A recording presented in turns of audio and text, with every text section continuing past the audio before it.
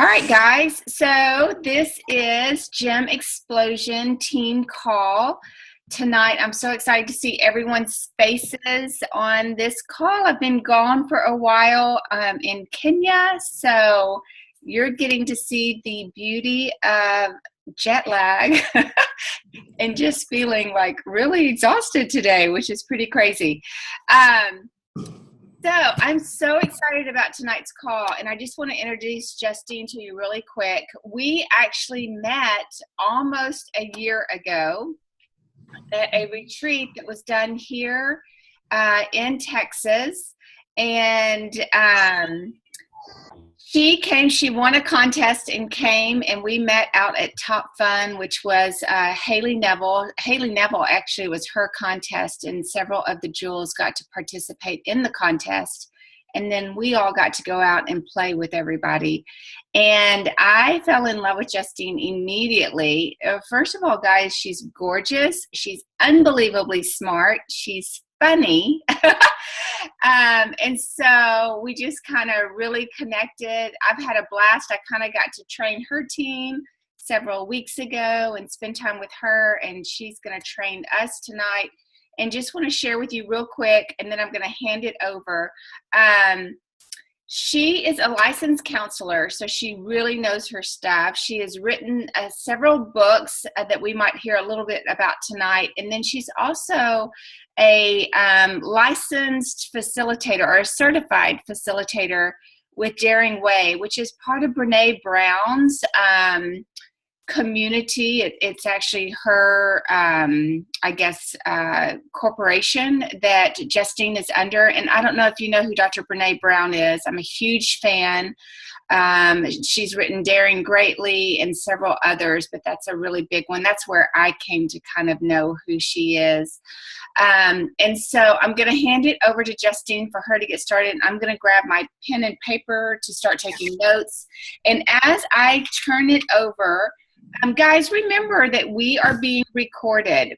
And so everything that you're doing, unless you turn off the video view, everything that you're doing, we're going to see, and it's going to be recorded for all time. And so I share that because there's been several recordings that I watch, and I don't think that we realize that the world is watching what we're doing. So you can always just hit the no video, and we won't see your sweet, beautiful faces if you need to be doing something else at this time, which is fantastic.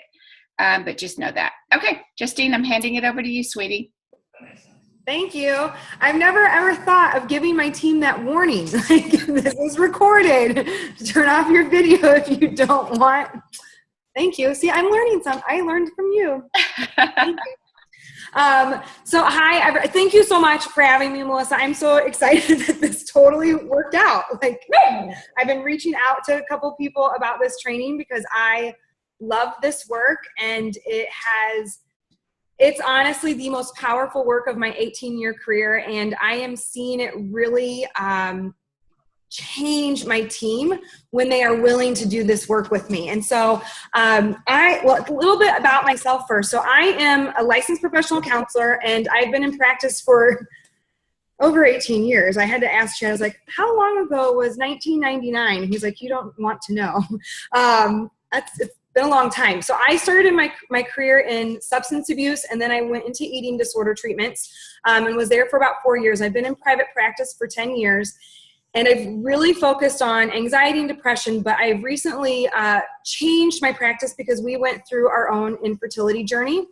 And so then once I did my own work, I now specialize in infertility and loss, and for the last 3 years, and that's about when I got trained with Rene Brown.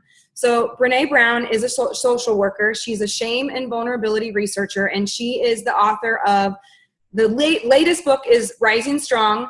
The most popular book before that was Daring Greatly.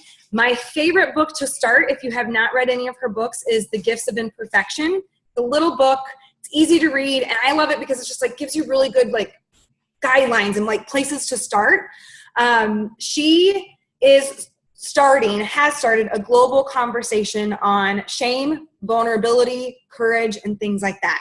And I am blessed enough to have gone and trained with her 3.5 years ago. There's only 1,500 of us in the country that are trained to do her work. And so I have a curriculum that I have to maintain every year, and I take my clients both in individual sessions and in workshops and intensives through this curriculum based off of her research.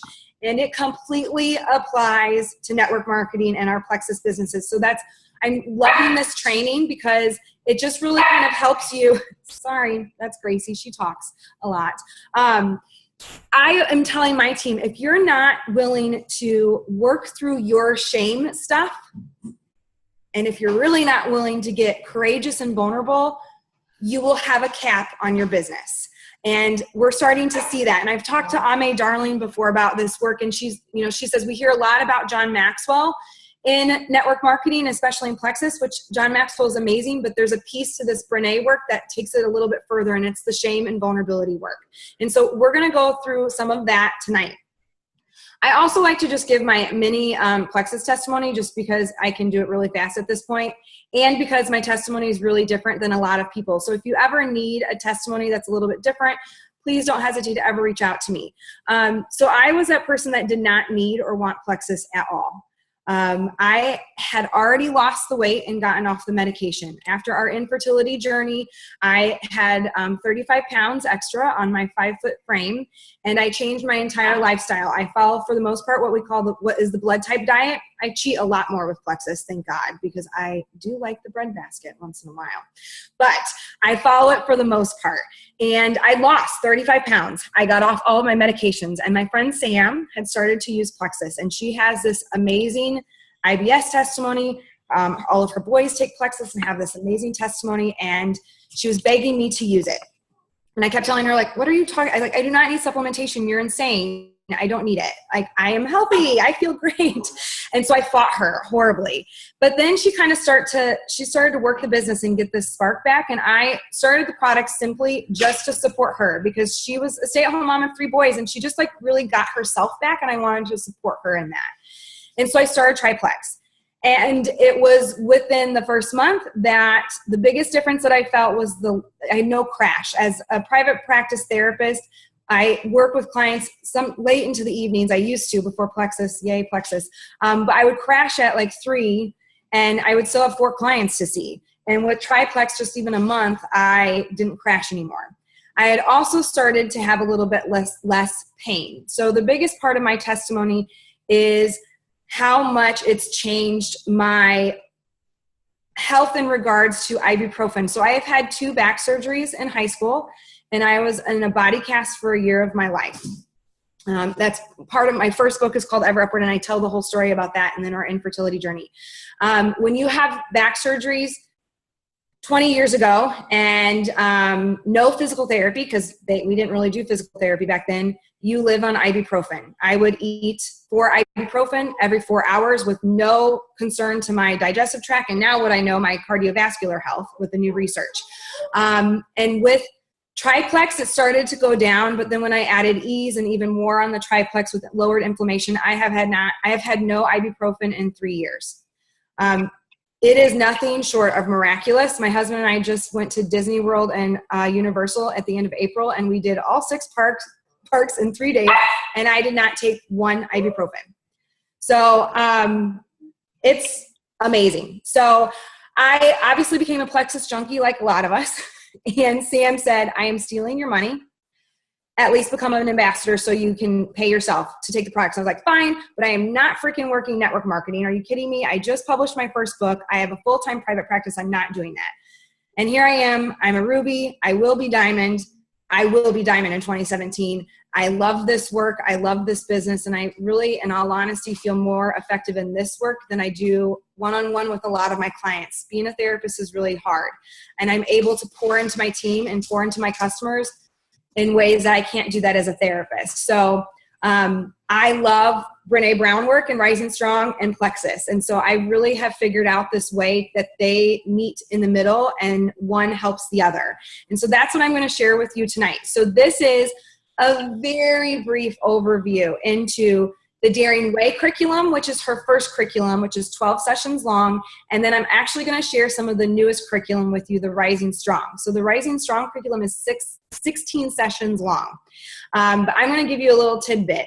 And I definitely want you to grab a piece of paper, even if you're not a note taker. As you can tell, I talk super fast, so you'll probably want to rewatch it. But I want you to answer some questions. I'm not going to ask you to share them, but I want you to stop and think about some of these questions that I ask you. So the first thing I want to talk about is vulnerability, because that is where Brené's research has started. What do you think vulnerability is? I think a lot of us think it is just like oversharing, or you're just simply not willing to do it. Like when I say the word vulnerability, some of you might be like, okay, that's all good for you, but I'm not doing that. No way. And so in the research, what comes out is that vulnerability is actually emotional exposure, which most of us say no way to that to begin with. Risk. Some of us on Plexus might be a little bit more warmed up to risk because starting your own business is risky. But then the third part of vulnerability is uncertainty. And I haven't met anybody that likes uncertainty. So vulnerability is hard. Emotional exposure, risk, and uncertainty. And in the research, what she has come up with is that there are 4 myths of vulnerability, and these are starting to change. I am starting to see people open up and be more vulnerable. We have a long ways to go. And the reason we need vulnerability is because you are not going to get empathy and compassion unless you're vulnerable. You won't get what you want or understanding from your loved ones unless you ask for what you want and need. And that requires vulnerability, as scary as it might be. So when we talk about vulnerability in this curriculum, we talk about the 4 myths. So number 1, and this is probably the biggest one that I think a lot of us probably grew up with, vulnerability is weakness. And it's simply just not true. There's not one piece of her research in 16 years of research that when people say what is courageous, that it is weakness. It's a myth. The second myth of vulnerability is that I can do it by myself. So like, all right, I'm going to go in my bedroom and just practice vulnerability by me. And it doesn't work. And it kind of goes hand in hand with the third myth, which is that you can opt out of it. Like, oh, that's so awesome of you. You are so good at vulnerability, but I'm not going to do it. Just not for me. And the fact that we think that we can do it by ourselves or that we can opt out of it is just not found in the research. Mostly because you're wired for connection. I don't care if you are the most introverted person ever. You are wired for connection.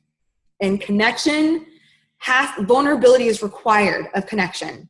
So those are myths. And then the fourth myth is one that I think a lot of us, I get this a lot because I'm pretty transparent on Facebook because I've written 2 memoirs, and that's part of my brand, is sharing my life and being very transparent about it. But the fourth myth of vulnerability is that it's oversharing.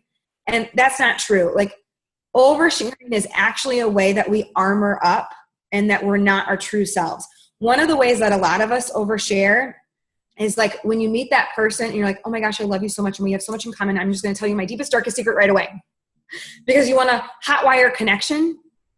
And that's not true vulnerability. In a lot of ways, like, it's coming from an intention of fear and not connection. And so that's why it's a myth. So vulnerability is not a weakness. You cannot do it by yourself. You can't opt out of it. And it's not oversharing. So those are the 4 myths. But within those 4 myths, we have a couple paradoxes. And I know we get this in our Plexus business a lot. We hear this a lot. So the first paradox is vulnerability looks like courage in you, but weakness in me. I get this a lot as someone who lives their life pretty transparent and who's written memoirs. People will always say, you're so courageous and like, you're so open. I don't know how you can do that. It's so brave. I could never, ever do that because I think it's a weakness in me. That's really what they're saying. But the other side of that is when I meet someone, it's the first thing I look for in you, but the last thing I want to show you. We want people to be vulnerable with us because that's connection. But it's the last thing that they want to show us. And that totally applies to our Plexus business. Like, when you are vulnerable, people will be drawn to you. When you are real, people will be drawn to you. It's going to take them time to be vulnerable with you, though. That's why we say, listen. Do a lot of listening and asking questions. Don't just vomit plexus all over them. And it's because it's going to be that first thing that they look for in you. They want to know that what your story is and how it's helped you, but they're going to be really struggling to share themselves because it feels it's the last thing that they want to show you. And it feels like a weakness in them. So those are the myths and the paradoxes. Now, one of the questions that I want you to stop and think about and take note of, what does it feel like to you? What does vulnerability feel like? In my office, I hear things like, it feels like calm. It feels like sheer terror. There's no way I'm doing that. The most common term that Brene uses is, it just is naked. I feel naked. And that's vulnerability. The other thing that I really want you to take a little bit of time, and you might need to come back to it when you journal tonight, because I love journaling and ending on a gratitude. We'll talk about self-care in a little while. But is the question of, how did you grow up believing vulnerability was? And this question is not as simple as it may appear. Because most likely, I'm willing to bet that you had mixed messages in your household. Was vulnerability shown, but not spoken? Was it spoken, but not shown? Was it different messages from your maternal parenting figure versus your paternal parenting figure? Was it different messages based on if you were a boy or a girl, or if you were the oldest child or the youngest child? Because a lot of times we will have mixed messages. One of the most common things I hear in my intensives and in my workshops is, my mom told me that I could tell her anything. And then when I did, she freaked out. She cried, I got in trouble, and she raged, and it was no longer safe. And that's a mixed message. You can tell me anything that you want, but then when you do, I'm unable to control my emotions and I freak out and it becomes an unsafe environment. That's a mixed message when it comes to vulnerability. For me, I grew up in a family. I have one sister, and our love language is words of affirmation. I'm a talker for a reason, that's for sure. And so my dad was outnumbered. My parents did a pretty good job, despite their family of origin, of speaking and modeling vulnerability. But where it came out, their dysfunction within their families of origin were that it came with a limit. And I didn't know this until I did this work with Rene. But I got this message of be vulnerable. You can talk about it. You can show it, all those things, but within a certain limit. Because I got a lot of, you're a bit much, Justine. You're too dramatic. You feel too hard. My dad's famous saying was, chin up, which I have no doubt wired me for resiliency, especially considering I spent a year of my life in high school in a body cast. But it also was a way to shut me down. You're too much. I can't, that's way too much. You're feeling too much. I don't know what to do with that.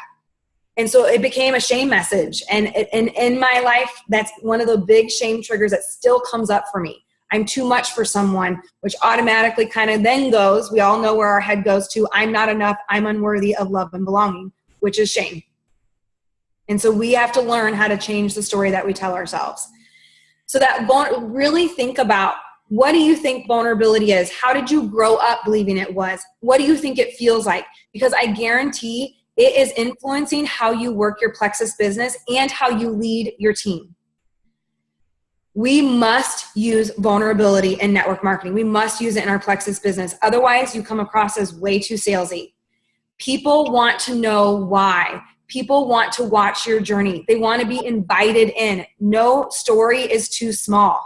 Even in the beginning, no story is too small to start sharing in an authentic and vulnerable way. This does not mean oversharing and sharing your deepest, darkest secrets to your Facebook audience, because they have not all earned the right to hear your story. But there's still a very good way to be authentic and vulnerable and not sharing everything with everyone. You have to find that balance for you, and only you know what that is. But people want to watch that story. And if we're honest with ourselves, half your audience is probably watching because they want to see you fail or they want to see you quit. Fine, watch them watch. or let them watch. They will eventually come and be on plexus. That's why I always tell my friends and family, they'll eventually be on my team. I don't know why you keep freaking fighting me so much. Like, I'm banking on that plexus lexus to be really convincing to my closest friends and family, because supposedly that is when they all come on board. But like, you being vulnerable and sharing this business, the financial aspect of it and the health aspect of it will only grow your business. I know that, and I've seen that. And I've seen it in my team, especially as my team has started to do this work and become more vulnerable and brave. They're starting to take off, and they weren't doing that before. What this means is that you must be afraid and brave all in the same moment. So that's Brene saying, don't ever think that I post a vulnerable post on Facebook or that I click publish on Huffington Post without a racing heart, a churning stomach, making myself take deep breaths and say a prayer before I push publish. I am afraid and brave in every moment. Brene says, you cannot have courage and comfort. Like, you can't have them in the same moment. Courage is not comfortable. So don't wait to get comfortable to be vulnerable, because it's not going to work. You're going to be waiting forever. So the next step that we go is, if you're willing to get vulnerable and you're willing to do this plexus business, especially in an authentic, vulnerable way, you are guaranteed to fall flat on your face and fail. And that's what the Rising Strong work is. So the latest book, called Rising Strong, is all about, the tagline is, if you're brave enough, often enough, you will fall and fail. This book and Rising Strong curriculum is about learning from that fall and failure and figuring out how to get back up. That's what we do. Because you're going to get crickets. You're going to get the message that says, please stop contacting me about plexus, or you'll get something super rude, because those are going to come too. And it will come from someone that you really care about or that you're really surprised by. And what happens is, we most likely go into shame. This is not your old school, your mother or your grandmother saying you should be so ashamed of yourself. It's the same emotion, but it's not really. Shame is the deeply painful feeling of being unworthy of love and belonging. And when you get a no, or you get crickets, or someone on your chicken list says no, or your best friend says no way, and they join a different network marketing company, you most likely will feel some version of head stuff, heart stuff, and belly stuff. And for most of us, that's going to be shame. I'm not enough. Oh my gosh, they're judging me, criticizing me. What am I going to do? That's shame. Feeling unworthy of love and belonging, feeling disconnected, feeling alone, even when you're surrounded by other people. And so in the Rising Strong work, we talk about, we have to recognize when we're emotionally triggered, and then I must get curious about those emotions. So you have to be willing to get curious about it. So not only do you have to be able to identify, like, oh my gosh, I'm emotionally triggered. I call it angst. I'm doing a mini course on my public page right now in this curriculum, and I call it angst. Brene calls it emotionally triggered. You recognize you're emotionally triggered, then you're willing to get curious about it. If you're not willing to get curious about it, what happens is that you will offload that hurt. And this is one of the biggest ahas of this curriculum. And I think it will be something, I know it's something that a lot of people take away when I do these network marketing trainings, because when we offload hurt, it's an ineffective way of coping with our emotions. And there's consequences to it.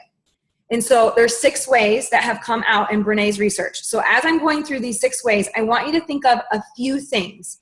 1, what was your typical response in regards, like, what was your mom and what was your dad, or your mother figure, your father figure? What is their common way of offloading hurt? Because they probably have 1 or 2.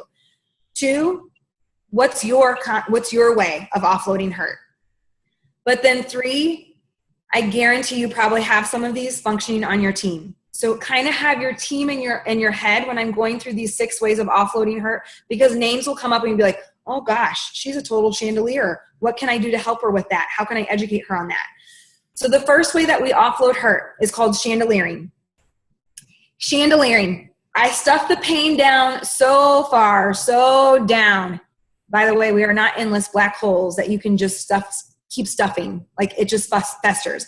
And that's what happens in chandeliering. You stuff it, you stuff it, you stuff it until the slightest comment or thing that happens sends you for the chandelier. You go through the roof. You rage, you cry, whatever it is. You hit the chandelier because you have not processed your emotion. So you stuff, and then you rage or cry or lose it because you hit the chandelier. The second way is bouncing hurt. There are actually 3 kinds of bouncing hurt: anger, blame, and avoidance. So anger, it's just easier to say, like, I don't give a crap. I don't care. Whatever. Like, and you like just kind of rage against someone. Or you can blame. Brene has an awesome, or it's not Brene's video, it's RSA Shorts, and I can send it to you, Melissa, so you can link it in this recorded video. It's a cartoon. It's like a 3-minute video, and I'm a good blamer. I will admit that, but it's a story that Brene tells that her husband was out late playing water polo, so she couldn't go to sleep. She has to get up early. She's having her second cup of coffee because she doesn't use plexus yet. Maybe I'll get her on it in October when I see her. But she's having her second cup of coffee, and she gets distracted, and she drops it, and coffee goes everywhere. And the first words out of her mouth are, "Damn you, Steve." That's her husband's name. That's a blamer. Like, we don't accept responsibility. We point fingers and blame it. It's the back office's fault. It's my downline's fault. It's my upline's fault. Pick your poison. That's a blamer. Or you just avoid. I'm fine. Whatever. I'm fine. Never mind. It's good. Whatever. I'm good. That's avoidance. So that's bouncing hurt. Anger, blame, and avoidance. The third way is numbing. Quite possibly the number one way in America to offload hurt.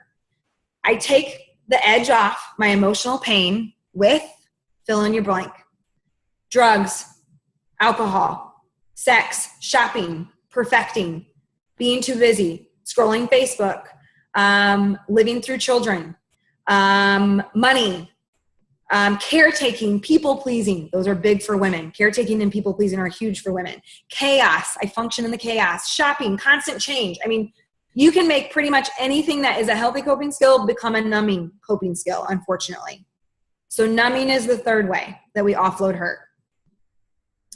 Then we've got stockpiling, which is similar to chandeliering. I stuff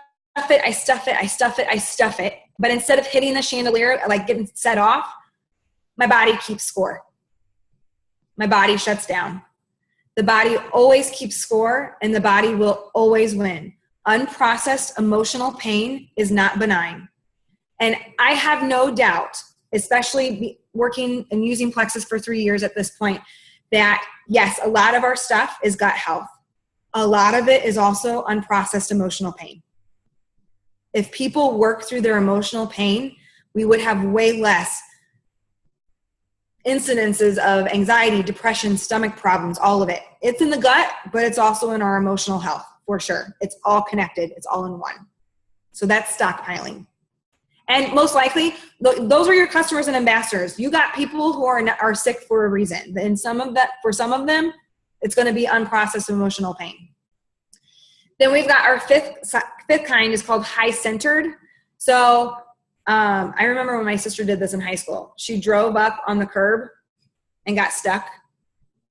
You can't go forward because your car scrapes. You can't go backward because your car scrapes. The only way out is if someone comes and lifts your car.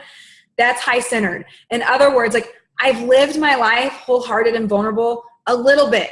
So much that, like, I've gone forward, but, like, I am scared to death and I am not willing to go forward anymore and I'm going to scrape. Or I've gone forward too much and there's no way I can unknow or undo it. And I'm unwilling to, like, I can't go back. I can't undo it. So I choose to stay stuck. As I tell my clients, stuck is a choice. We are never, ever, ever stuck. Stuck is a choice. So that's high-centered. You've kind of gone too far emotionally. You can't undo it, but you're too scared to go forward even more. So you choose to stay stuck and paralyzed. And then finally, the last way of offloading hurt is called the umbrage. So if you have read Brene's books, she has a Harry Potter reference in every single one of her books. And this is the Harry Potter reference. The umbrage, Dolores Umbridge, wears all pink and really frilly, like, collars and cute hats. And she has cat knickknacks everywhere, and she tortures children. So the umbrage is where the dark and the light are not integrated. We all have dark. We all have light. Our job is to know that we are feeling beings who sometimes think, hence doing this work, when I realize that, I am willing to get curious about those emotions and then really ask myself what my thinking is behind those things, because then I integrate my dark and my light. So if someone struggles with the umbrage, they are the ones that you probably walk away from, and you might be one you walk away from and people are like, oh, something was really just off with that. I don't really know. Like, they're the ones saying like, oh my gosh, I love you so much. I really love you. And everything's fine. And you're amazing. And I love you. And you love me. And it's awesome. And I want to kill you. Like, that's umbrage. You know, it's not authentic. And so it's where the dark and the light are not integrated. Brene will say she likes her people like a candy cane wrapped around. You got to know what the strengths and the weaknesses are, what people's struggles are. And that goes hand in hand with vulnerability. So think about, like, what was your mother figure? Was she the chandelier and your father figure the number? Most of us come from homes where we were not really allowed to process emotional pain in a healthy way. I mean, that's just is what it is. We didn't have all this awesome research back then. But then what's yours? What's your spouse's? And then really think about who on your plexus team is struggling. When they announced the new back office, who on your team said, oh my gosh, it's going to be October all over again? That's a chandelier. And it's PTSD, because that was fairly traumatic a couple years ago. So that's a chandelier. Who on your team is not talking about any of their things, and they are so stuck in their testimony or in their health journey that no matter what tweak you make and it's been 6 months, maybe they're a stockpiler and they need some of this language. Get them the book. Send them this training. Send them my way, whatever. So really think about those things of how are you offloading hurt? How did your family offload hurt? And are you repeating those patterns? Because what happens when we offload hurt is that our emotions don't process. And that's not benign. And like, if you're a chandelier, it creates an eggshell environment. There's no trust. There's consequences of not processing your emotional pain. So once we realize that we're triggered, we're willing to get curious. We don't want to offload it, so we're going to effectively cope with it. So we talk a lot. If you do follow me on Facebook, my professional page is Justine Froelker, and I share a self-care tip of the day every day, because self-care it's saved my life. There's no way around that. It's pulled me out of the darkest hole of my life after failed infertility and figuring out how to live this life without my own children. So like, self-care is huge. I am a very big advocate for practicing self-care. 3 to 5 things every single morning in the exact same order, and 3 to 5 things every night before bed in the exact same order. And if you need resources, I have 1,000. I have sent my Audible library to so many people, it's not even funny. I color every day. I do affirmations every day. I meditate every day. I move my body. I read scripture. I write every day. I do a gratitude journal every day. Is it a lot? Yes. On those days that my schedule is more difficult, I can do it in 15 to 30 minutes. I love to have a good 2 hours of self-care, but going on tour, publishing books, and seeing clients, and going freaking diamond and plexus does not always, allow for 2 hours of self-care. But it is important in this work. In the research, what came out for Brene, the biggest and easiest places to start are just breathing. Most of you are women. I don't know if there are any men on here, but like, women are terrible, terrible breathers. So breathe. I know you hear it a lot and it's like, oh, take a deep breath. Oh, that calms me down. It will. You inhale through your nose, expanding your belly, as in making it look big. That's one of the reasons we're terrible breathers as women, because we've been taught to stand up straight, stick out our chest, and suck in our belly, which means we're all breathing up here, and that doesn't slow down your physiological response. Inhale through your nose, expanding your belly out. Exhale through your mouth, pulling it in. And you inhale for 4, hold for 4, exhale for 4, hold for 4. Repeat it no more than 10 times. Some people like to count. Don't ever count over the count of 10, because that tends to get our anxiety brain going. Some people just like to count the in-breath 1, the out-breath 2, but breathe. It will lower that physiological response so that when you are emotionally triggered, you're willing to get curious about it, but then you don't want to offload it in an ineffective and unhealthy way, and you choose to breathe. You lower that physiological response, which means you have more power over your thinking. And that's what this Rising Strong work is all about. What is the story you're telling yourself? Because when you slow down your physiological response, you become the author of your life. you get to rewrite that story. When I get the huge no from from my best friend that I have been begging to freaking work plexus forever, and I really was vulnerable in asking her and talking to her about it, and I get the no, what happens? My head starts to race, my heart starts to pound, my stomach begins to churn. I know I'm in shame and fear, and I feel criticized and judged. I'm willing to get curious about those emotions. If I slow down my breath, I can become conscious of what the story is I tell myself. And for most of us, it's some version of I'm unworthy, I'm unlovable, I'm not enough. Mine almost always includes always and nevers. This will never work. I will never be successful. Mine almost always includes I don't matter. Part of that's from my infertility story. As a woman who can't have kids, society tells me that every day. I don't matter. And if I'm not careful about rewriting my story, that is what I tell myself. And so when you are willing to get curious about your emotions, you don't want to offload them, you're going to cope with them in an effective way by practicing self-care. That's when you have the wherewithal to actually rumble with the emotions, and you get to rewrite your story. So in the Rising Strong curriculum, we rumble with anxiety, we rumble with grief and forgiveness. This is the first time she's ever written about grief and forgiveness because she's never reached it, she's never reached saturation in her data. So it was huge for that to be included, including faith. Faith is touched upon a little bit in this book. I'm hoping that the fourth or the next book will be on faith, but we'll see. I'm kind of hoping.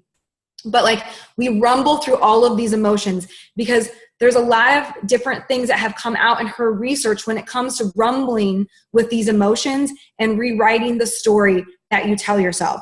Even one of the easiest examples that I can give you that we do in the curriculum.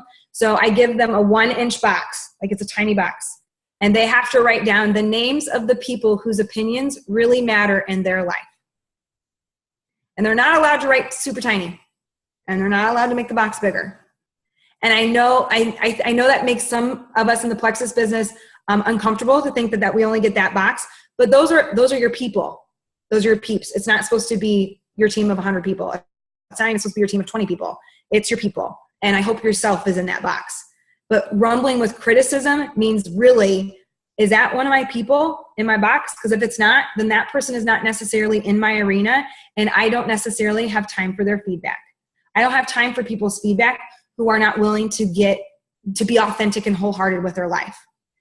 That's one of the big sayings that I always I always try to educate people on, because we hear this in network marketing all the time. Don't care about what people think. And that is not supported by Brené's research at all. We need you to care about what people think. I care about what you guys think about this training, because if I didn't care, I wouldn't have the capacity to connect with you. The difference is I cannot be defined by what you think of me tonight, because if I was defined by it, I would lose my capacity to be courageous. I wouldn't be able to be myself. Those are two very different things. Don't care versus don't be defined. Very different things. So this, there's a couple other tidbits that I always like to share, just because I think they're helpful, almost like helpful mantras in our plexus business. So one of Brené's mantras that she uses is don't shrink, don't puff up, stand my sacred ground. So this is in regards to when you experience that shame, when you get the no, when someone makes a rude comment on your plexus post on Facebook. Or I had one the other day. Would you really still recommend this stuff if you weren't getting paid for it? And she tends to be a troll, so I knew it was not meant well. So I knew, boom, for that 1 second, I'm like, oh my God, who's going to see that? And you go into shame. I know my triggers, so I go into it and I say to myself, don't shrink, meaning I am not going to disappear.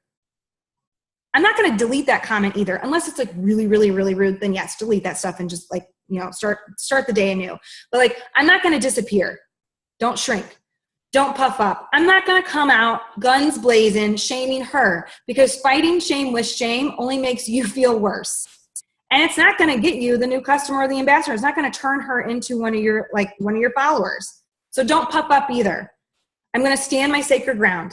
And sometimes that means, especially with plexus, we're going to have to agree to disagree on this. I would love to share more information about it if you're open to hearing it, but I'm not going to argue about it. We're just going to have to agree to disagree about it. I hope you find something that works for you. Don't shrink, don't puff up, stand your sacred ground. I love that mantra. It helps so much in this business. One of the other things that I have done, so when I do my Rising Strong and Daring Way curriculums, I pull in a lot of resources. I pull in scripture. I pull in all the personal growth people. I do pull in a little bit of John Maxwell. I love Vishen Lakhiani. I love Marissa Pierre. And I always like to bring in Marissa Pierre on these because affirmations are huge. Like even Melissa, when she was in St. Louis, she asked my team, like, are you guys doing affirmations? And like several of them rolled their eyes and were like, yes, we're on Justine's team, so we're doing affirmations. But I have been doing the Think Up app. Thank you, Melissa. And that makes it so easy. But Marissa Pierre is a researcher. She's a therapist over in the UK. And her famous TED Talk, she actually got famous through Vishen Lakhiani. His book is called The Code of the Extraordinary Mind. I love it. It will push your boundaries, but it's worth reading. But her whole concept is that we must tell ourselves that we are enough, that we don't care if you believe it. So Brene wants us to believe it. But Marissa has this whole other thing that I've kind of like woven into this work because I think it makes sense. Our brain is really not that smart when we think about it. So what Marissa Pierre says is that you must lie to your brain to cheat fear and to steal back happiness. That's why we want people doing affirmations. That's why I want all of my team and all of my clients doing affirmations. For the last 4 months, I've been working with a new coach. And she started me off with, I am enough right now as I am. Every single morning I wake up and say that to myself with eye contact in the mirror. It's super awkward. I still don't do it in front of my husband. And I still almost pee my pants every time if I forget to like latch the door and the dogs come in and I won't finish it with the dogs watching. It's good because it just feels really weird. But like I'm telling myself, and I am a therapist with 18 years of experience. And my coach started me off with, I am enough right now as I am. It had a caveat on it.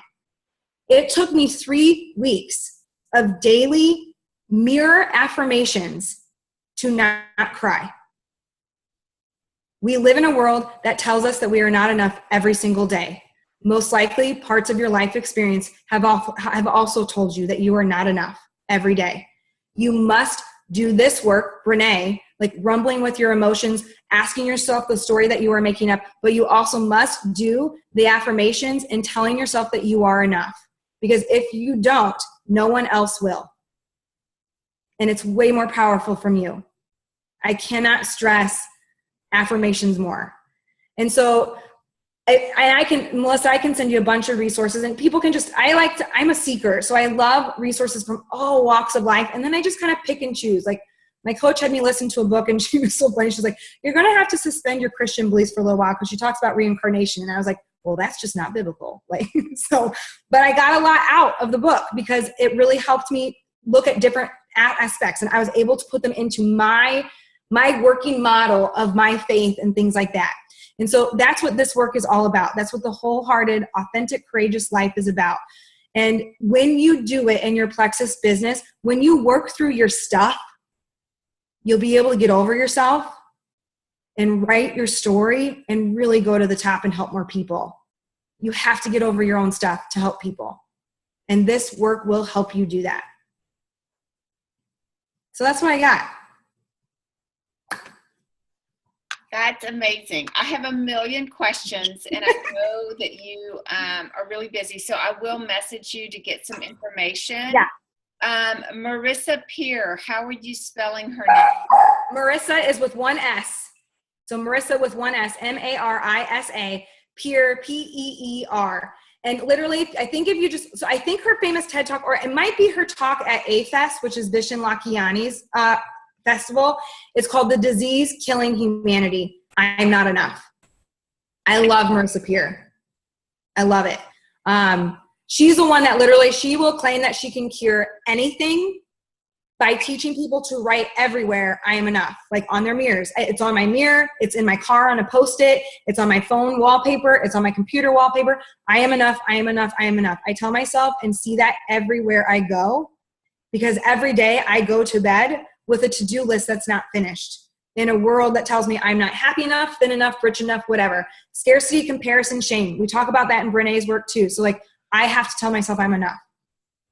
Right. And then the Code of the Extraordinary Mind, who's the author of that?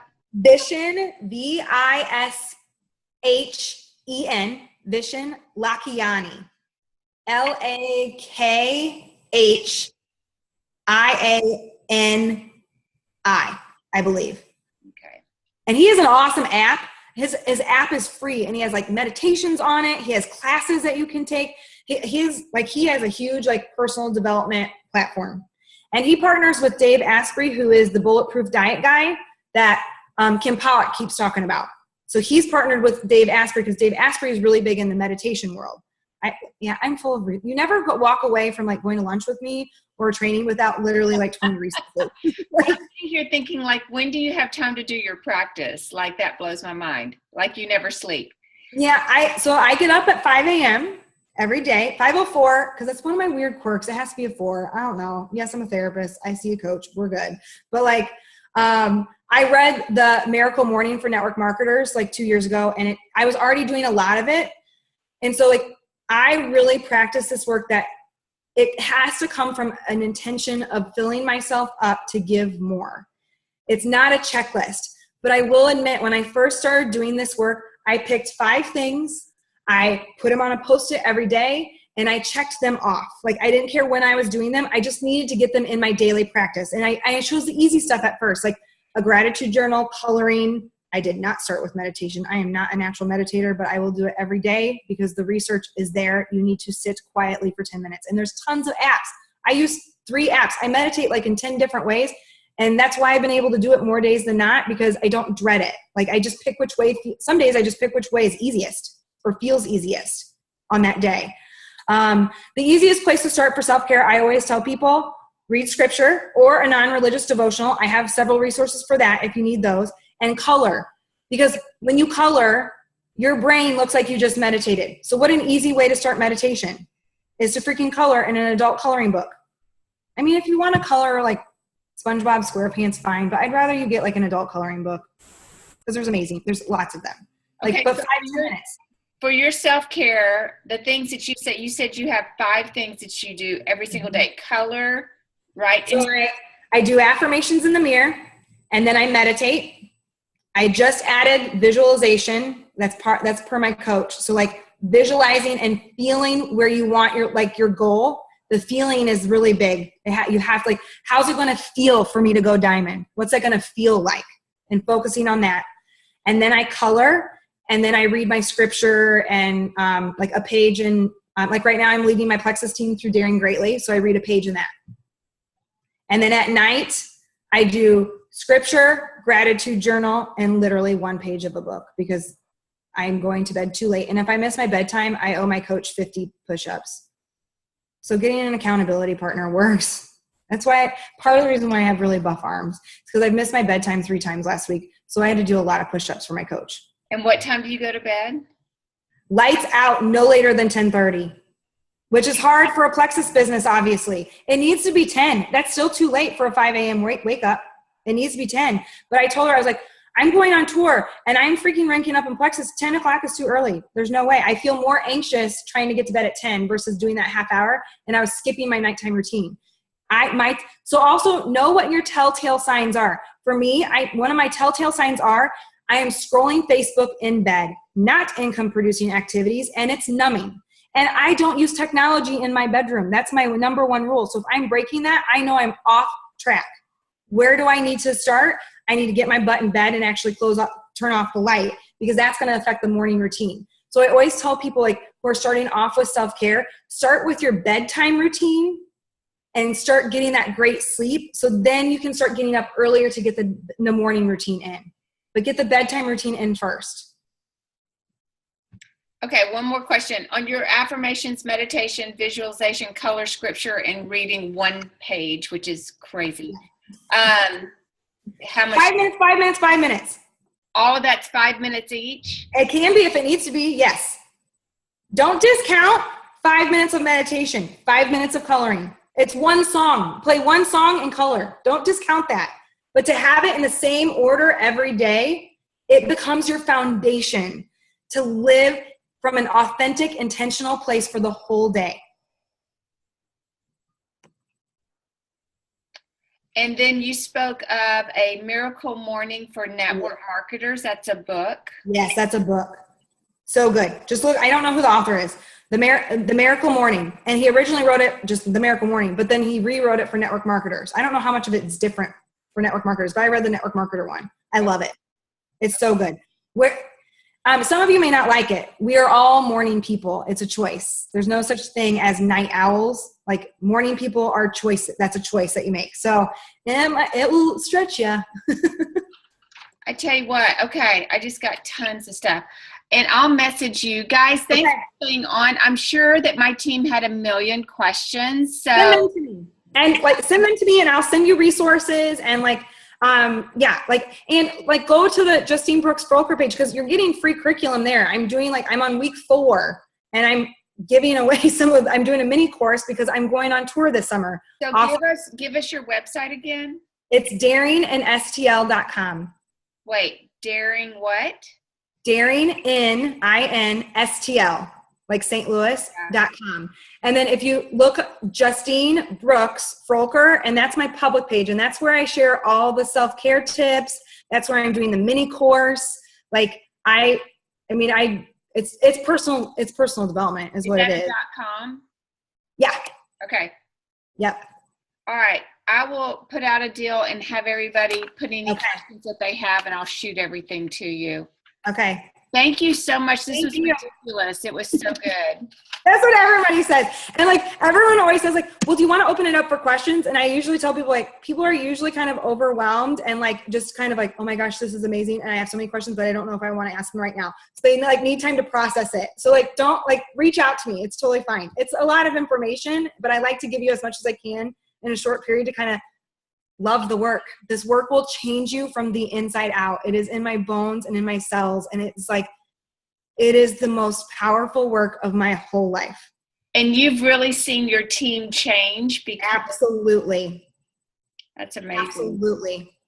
I got my runners who have been on my team for a long time.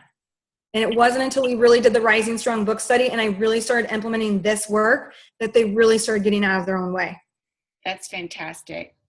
All right. Love you tons. Thank you. Thank you. Love you. Thank you, everybody, for being here. All right. We'll talk to you soon. All right. Bye.